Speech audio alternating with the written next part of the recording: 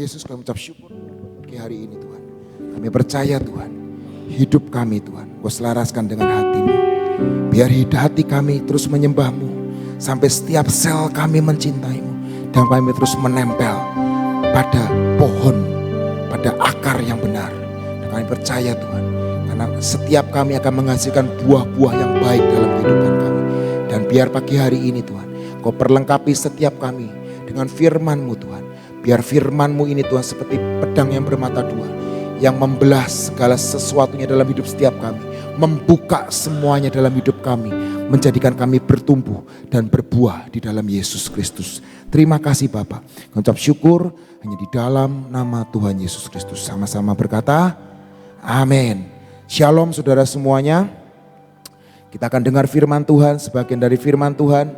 Hari ini saya beri judul bertumbuh untuk berbuah. Amin. Bertumbuh untuk berbuah.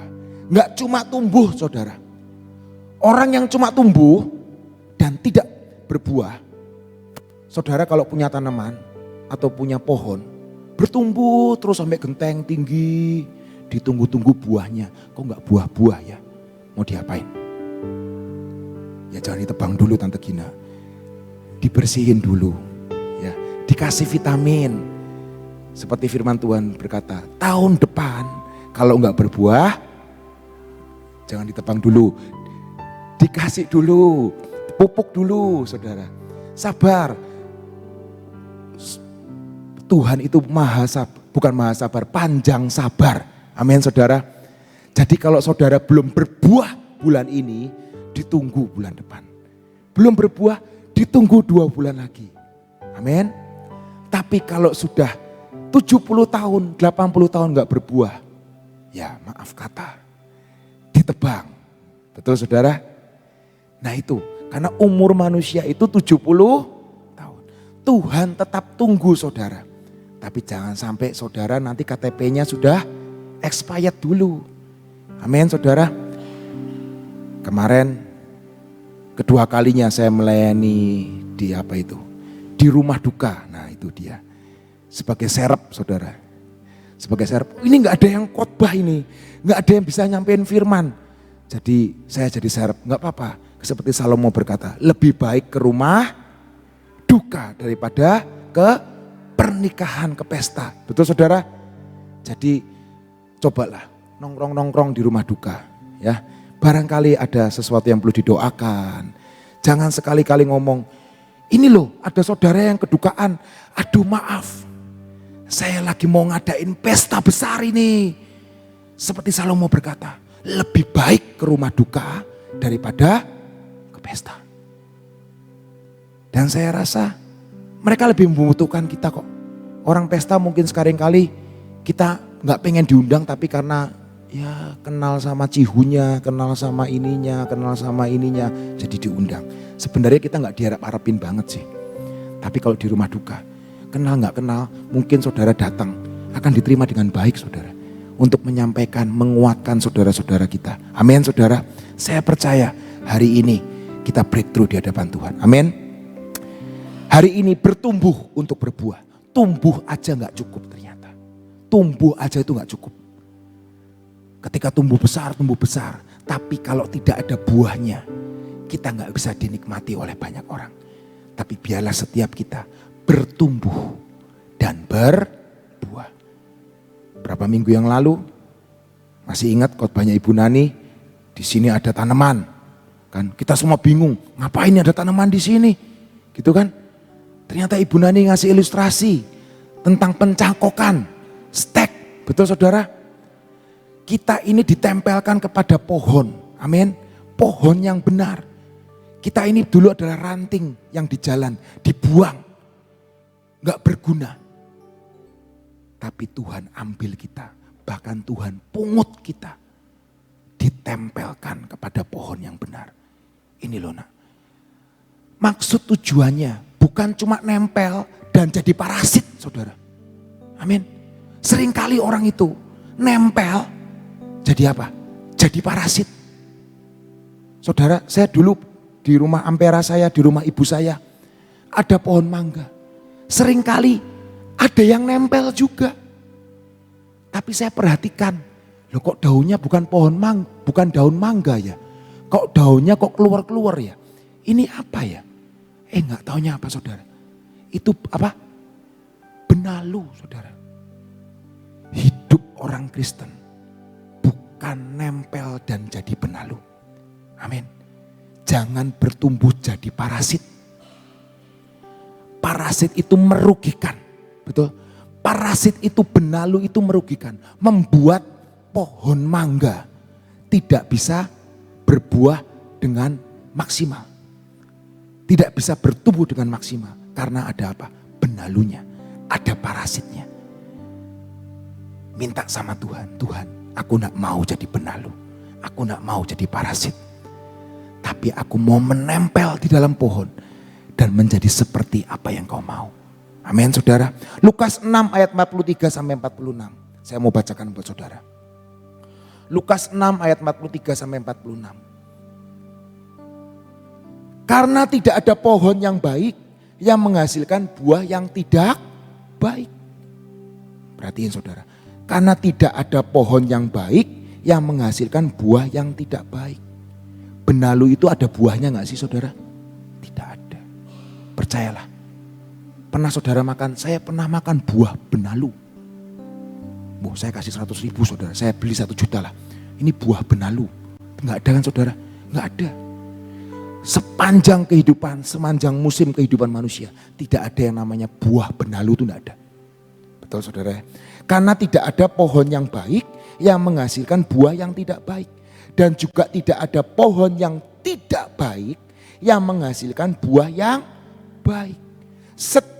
Sebab setiap pohon dikenal pada buahnya. Karena dari semak duri orang tidak memetik buah ara. Dan dari duri-duri tidak memetik buah anggur. Orang yang baik mengeluarkan barang yang baik dari perbendaharaan hatinya.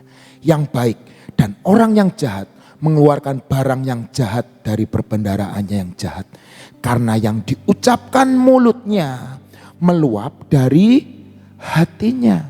Mengapa kamu berseru kepadaku, Tuhan, Tuhan, padahal kamu tidak melakukan apa yang aku katakan.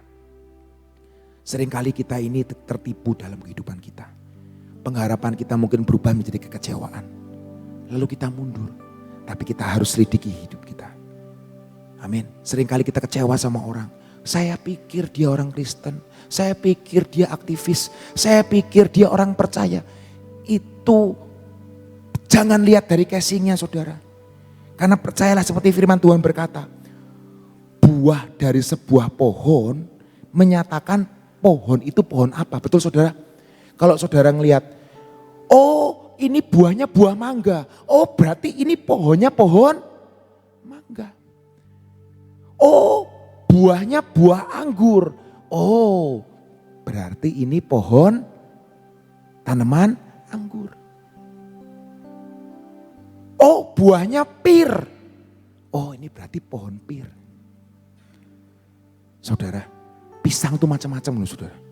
Ada pisang susu, ada pisang raja, ada pisang kepok. Coba kalau belum berbuah, saudara bisa nebak. Pada baik pisang, kayak pohon pisang. Tapi ini gak tahu pisang apa ini. Nanti kalau sudah berbuah, oh ternyata ini pohon pisang raja. Oh ini pohon pisang susu. Kecuali saudara ahli pertanian, itu beda. Tapi kalau orang awam, suruh bedain pisang 1, pisang 2, pisang 3, pisang 4. Saya nanam saudara. Ada pisang raja, pisang kepok, pisang susu. Itu di kebun saya nanam. Karyawan saya nanam, ini pak, ini pisang, ini pak, ini pisang, ini pak, ini pisang, ini pak. Saya lihat, ini pisang susu, iya, ini pisang raja. Loh kok kayaknya sama ya pak ya? Oh ya nanti pak, nunggu 2 bulan lagi pak. Kalau musim hujan datang, nanti keluar buahnya. Nanti bapak lihat. Artinya apa? Dari buahnya, pohon itu dikenal. Sama seperti saudara. Dari buah saudara, dunia akan mengenal saudara. Bukan dari pohonnya. Amin. buah menyatakan apa yang dihasilkan seseorang. Dan Tuhan itu mau setiap kita itu berbuah lebat. Amin. Enggak cuma nempel tok, tapi kita berbuah lebat. Kalau kita cuma nempel, jangan-jangan kita ini jadi benalu loh. Jangan-jangan kita jadi parasit loh. Hati-hati saudara. Amin. Ketika kita rajin ke istana presiden. Rajin ke istana presiden. Bisa ngerti saudara?